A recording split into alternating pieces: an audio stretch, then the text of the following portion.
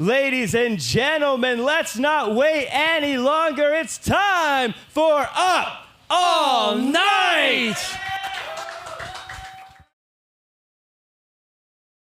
We are coming to you live from the world-famous Santino Brothers Dojo in Bell Gardens, California. And it's time for Up All Night! My name's Jack Farmer, but I am not alone. It is the biggest episode we've done since coming back, so we brought none other than the Prism of Excellence himself, Halston Bandit. Oh, that is right, darlings. It is a hot Tuesday night. He is wearing a hot suit, and the hottest action going right now is here at Up All Night. Tonight we have a main event featuring a man that you have seen all over the wrestling world. The king of the concrete jungle, Slice Boogie, takes on the imminent threat, Hellman Rosecrown, in one you're not gonna wanna miss. Said that he wanted to not just beat Kid Bandit, but really beat some respect into him and show him that before he can be the hero of his own story, he needs to first learn to respect the people he feels are superior to him. Kid Bandit, he's fighting for more than just wins and losses. He said on social media that he once wanted to be a part of Kai the Supreme's group, but he's learned after traveling the world that it's bigger than that, and it's about being someone that can inspire people, and it's more than just a win and loss. When you have that heart, when you have that kind of that mindset, it's going to take more than just beating someone up to put them down. Kotohiro may be a reprehensible person these days, but you can't argue the strategy as he continues to go to that knee yet again. Kid Bandit looks completely out of it as on the outside, Kai the Supreme, that pompous windbag yelling in his face. Kid Bandit said he wants to be the hero of his own story, and he's learning right now that if you want to be a hero, as the old saying goes, with great power comes great responsibility, as he shoulders that responsibility, standing up and firing back at his enemy, Kotohiro. But will it be enough? Kai the Supreme never said anything about wanting to win this match. He said he wanted to beat respect into Kid Bandit, and love it or hate it, it appears that's exactly what he and Kotohiro did tonight. When we come to Santino Brothers, we hope to see the heart. We hope to see passion. We want to see some real competition, not this malarkey that just unfolded in front of us. I hope he does well. He's got to recover. We got to get him out of, somebody get him some medical help, because we're going to have to get him out of this ring, my friend. As the people cheer for Kid Bandit, I want to cheer for you. Thanks for joining us. I got a sweet tooth, but I'm going to get a cavity if you're out here too longer. So thank you so much for being out here. To help you out. How's that sound?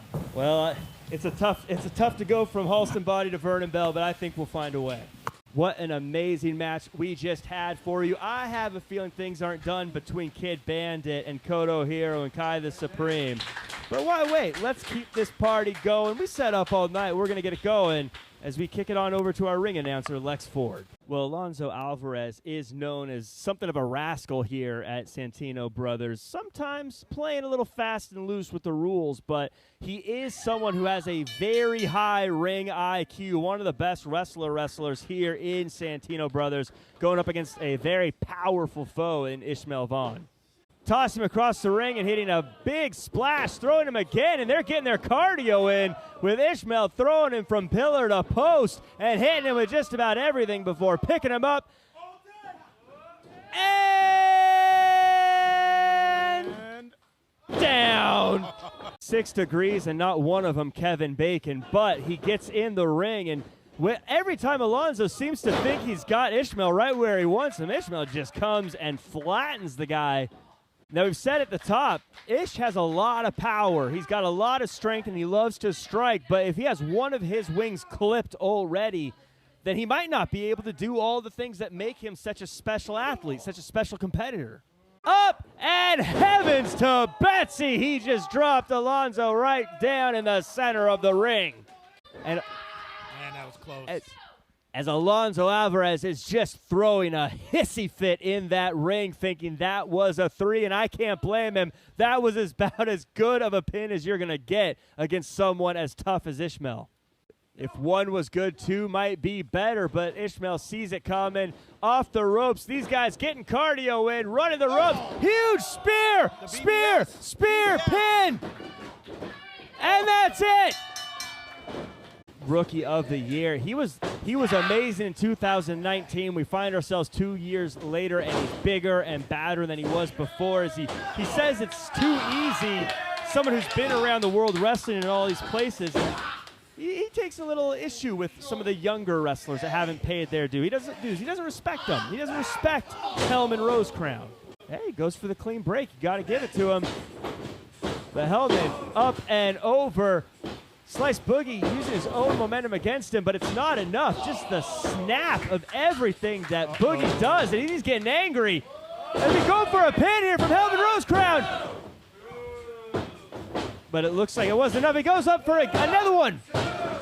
I would not want to be Hellman Rosecrown at this point. He is just making angrier and angrier. As he fights, and he does not give up. We see the laceration on the back of Hellman Rosecrown. And you just see the damage he's taking an elbow right to the chin. And that almost knocked him out. If it weren't for that rope holding him up right now, I think we would have seen a KO. Yeah, he probably would have been through the wall.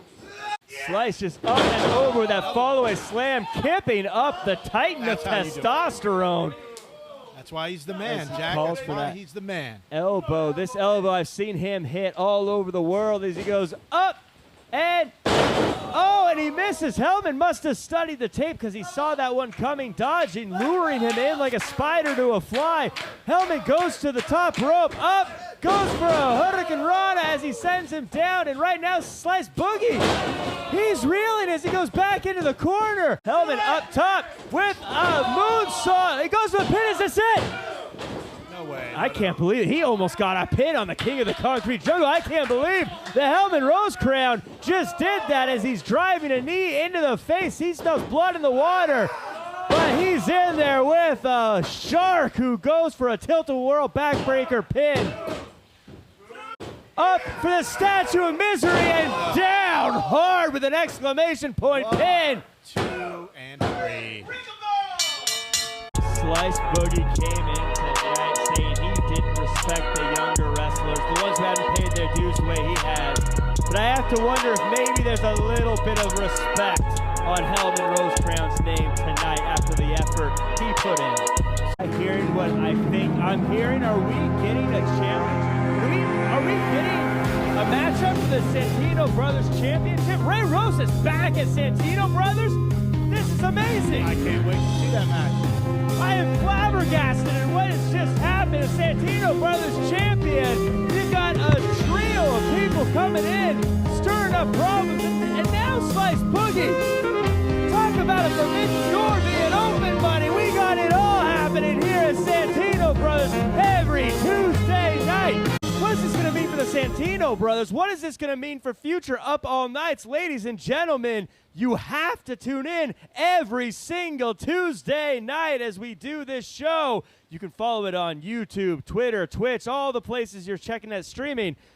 Vernon Bell, I'm Jack Farman. This is Vernon Bell. Thank you so much for joining us. This has been Santino Brothers Up All Night.